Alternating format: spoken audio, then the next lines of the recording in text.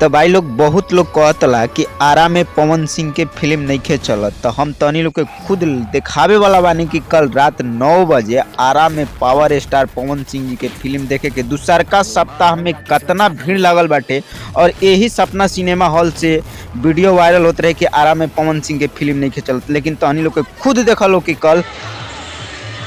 कल रात 6 से 9 वाला ई शो हटे भाई। मतलब कि अतना भीड़ और अतना हाउसफुल सपना सिनेमा हॉल रहल हटे में दूसरका सप्ताह के ई वीडियो हटे। और कहल जाला नु कि पावर स्टार पवन सिंह जी के मूड बनने में थोड़ा टाइम लगेला, तो वैसा ही अभी पब्लिक के भी मूड बने में। तो इन लोग के खुद देख लो कि हर हर गंगा के पोस्टर लगल बा और कितना भीड़ उमड़ल बाटे सपना सिनेमा हॉल आरा में। और आरा के नज़ारा हटे और रात 6 से 9 वाला शो हटे, आदमी देख के निकलत बड़े ओकर नज़ारा हटे ई।